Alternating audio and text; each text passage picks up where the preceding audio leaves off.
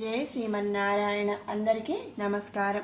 ఈరోజు మన వీడియోలో విష్ణు సహస్రనామంలోని 52వ శ్లోకంలో ఉన్న నామాలకు పూర్తి వివరణ తెలుసుకుందాము. గభస్తినేమి సత్వస్థః సింహో భూతమహేశ్వరః ఆదిదేవో మహాదేవో దేవేశో దేవభృద్గురుః. గభస్తినేమిః సహస్రకోణములు కలిగిన చక్రము, అదేంటిదండి? సుదర్శన చక్రం. దానిని ఆయుధముగా ధరించిన వాడు శ్రీమన్నారాయణుడు అనమాట. ఆశ్రిత రక్షకుడైన శ్రీ మహావిష్ణువు గభస్తు అంటే కిరణములనేమి అనగా ఇరుసు అని అర్థం.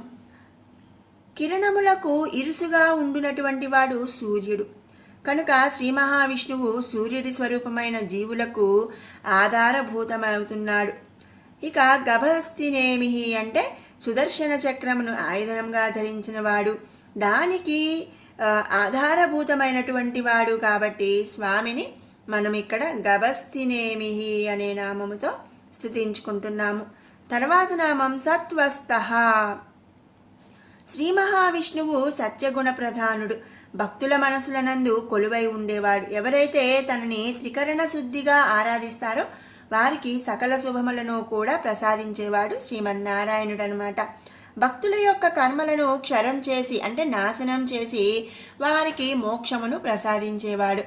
శంఖ చక్ర గదాధారి అయి ఆ నారాయణుడు నిత్యము భక్తుల హృదయమునందు నివసిస్తూ ఉంటాడు. అందుకనే స్వామిని మనం ఇక్కడ సత్వస్థః అనే నామముతో స్తుతించుకుంటున్నాము. తర్వాత నామం సింహః. సింహము అంటే సింహం అన్నమాట. శ్రీ మహావిష్ణువు విధాత యమునికి సైతం అధిపతి. మరి ఇంతకు ముందు అన్నిసార్లు మనం చెప్పుకున్నట్లు ఈ సమస్త సృష్టికి కూడా స్వామి విధాత అన్నమాట. మనం ఇందాక ముందు రోజు శ్లోకంలో మనం చెప్పుకున్నాం విధాత అనే నామం. అంటే యముడికి అధిపతిగా ఇచ్చింది, నరకలోక అధిపతిగా ఇచ్చింది శ్రీమన్నారాయణుడు. అలాగే సూర్యచంద్రులకు కానీ మరి ఇంద్రుడికి ఇట్లా అందరికీ కూడా మరి వారి వారి అధికారాలను ఇచ్చింది శ్రీమన్నారాయణుడు. కనుక మరి తను కొలువై ఉన్న భక్తుల మనసునందు కలుగు సకల మరణ భయములను కూడా హరించినటువంటి పరాక్రమశాలి శ్రీమన్నారాయణుడు అనమాట.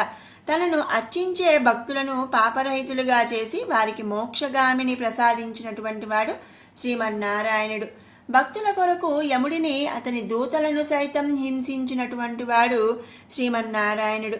మనం పురాణాల్లో చూసుకుంటే సతీ సావిత్రి మరి ఇట్లా కొంతమంది అయితే మరి యముని నుంచి కూడా అంటే వాళ్ళ ప్రాణాలను కాపాడి వాళ్ళ యముడి దూతలను సైతం హింసించినటువంటి వాడు శ్రీమన్నారాయణుడు అనమాట. అందుకే స్వామిని ఇక్కడ సింహః అనే నామముతో స్తుతించుకుంటున్నాం. తర్వాత నామం భూత మహేశ్వరః. భూత మహేశ్వరః. మహేశ్వరః అంటే మరి విధాత ఈశ్వరుడు అనమాట. సకల భూతములకు శ్రీ మహావిష్ణువే ప్రభువు. సకల లోక విధాత అయిన శ్రీమన్నారాయణుడే తన ఇచ్ఛాశక్తి చేత సృష్టి ప్రారంభంలో హిరణ్య గర్భుడిని కూడా సృష్టించాడట. అంతే కదండి, మరి సాఫీగా జరిగిపోతే జీవితం ఏముంది అని మంచి చెడు అన్నీ ఎట్లా అయితే ఉంటాయో అదేవిధంగా శ్రీమన్నారాయణుడు తన ఇచ్ఛాశక్తి చేతనే సృష్టి ప్రారంభంలో హిరణ్య గర్భుడిని సృష్టించాడు. అటు తర్వాత పంచభూతములు బ్రహ్మాది దేవతలను కూడా సృష్టించాడు. ఆ తర్వాత ధర్మ పరిరక్షణకు వేదము, ఇలా సృష్టిలో ప్రతి పదార్థములు వస్తువులు జీవములను ఆ పరమాత్ముడే సృష్టించాడు.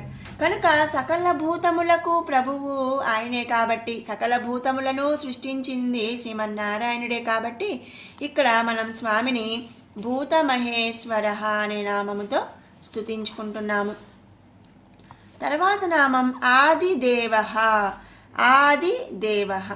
ఆది అంటే మొదలు, దేవః అంటే దేవుడు. ఈ సమస్త సృష్టికి ఆదిదేవుడు ఆ శ్రీ మహావిష్ణువే.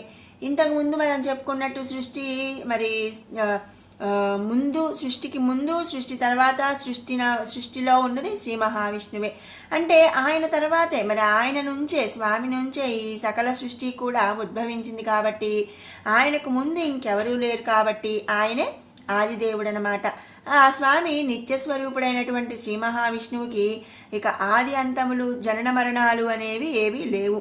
కర్మరహితుడు, జనన మరణరహితుడు. సృష్టి పూర్వం, సృష్టి జరిగిన తర్వాత, సృష్టి లయం తర్వాత ఉండేవాడు శ్రీమన్నారాయణుడు ఒక్కడే. అందుకనే స్వామిని మనం ఇక్కడ ఆదిదేవ అనే నామముతో స్తుతించుకుంటున్నాము. తర్వాత నామం మహాదేవ. పరిపూర్ణుడు, సకల కోరికలను జయించిన తృప్తి అందు శమించువాడనమాట. కరుణ, శాంత స్వభావములతో నిండి ఉన్నవాడు శ్రీమన్నారాయణుడు.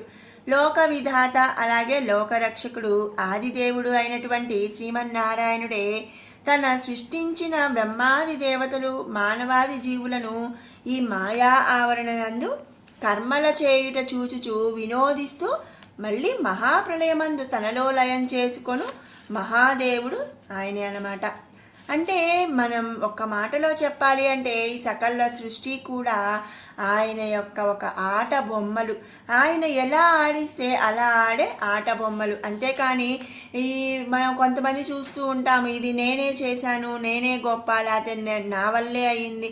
మనం ఏది చెయ్యమండి. మన అంతా కూడా ఆ శ్రీమన్నారాయణుడు ఆడించే ఆట బొమ్మలు అన్నమాట. అందుకే స్వామిని ఇక్కడ మహాదేవ అనే నామముతో మనం స్తుతించుకుంటున్నాము. తర్వాత నామం దేవేశ. దేవ ఈశః. ఈశః అంటే ప్రభువు, దేవ అంటే దేవగణములు.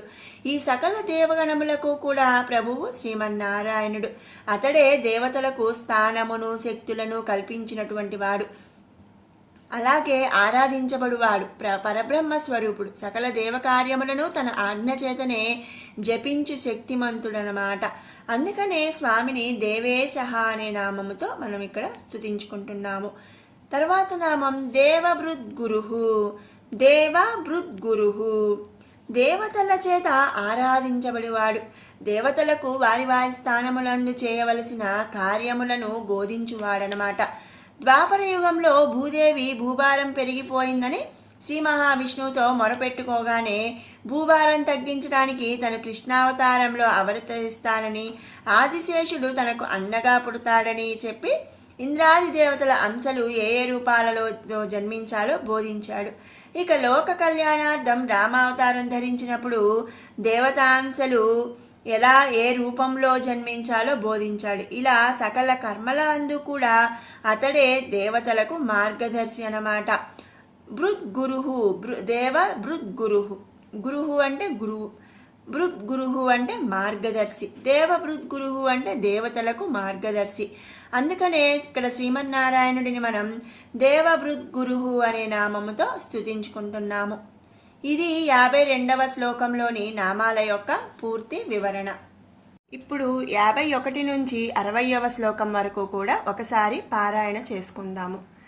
ధర్మగుప్ధర్మకృద్ధర్మి సదసత్క్షరమక్షరం అవిజ్ఞాత సహస్రాంశు విధాతా కృతలక్షణః గభస్తినేమి సత్వస్థ సింహో భూతమహేశ్వరః ఆదిదేవో మహాదేవో దేవేశో దేవభృద్గురుః ఉత్తరో గోపతిర్గోప్తా జ్ఞానగమ్యః పురాతనః శరీరభూతభృద్భోక్తా కపీంద్రో భూరి దక్షిణః సోమపోమృతపః సోమః పురుజిత్ పురుషత్తమః వినయో జయ సత్యసంధో దాసార్హः సాత్వతాం పతిః జీవో వినయితా సాక్షి ముకుందో మిత విక్రమః అంభో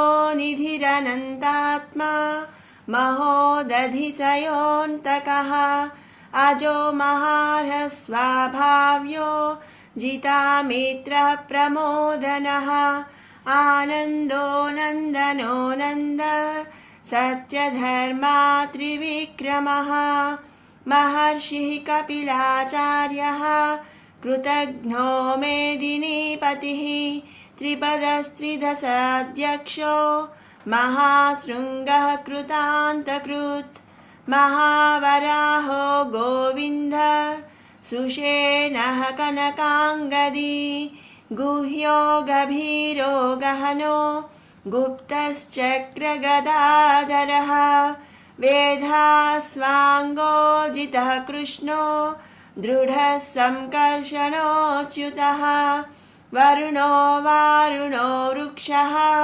पुष्कराक्षो महामनाः भगवान् भगहानन्दी वनमाली हलायुधः आदित्यो ज्योतिरादित्यः सहिष्णुर्गतिसत्तमः।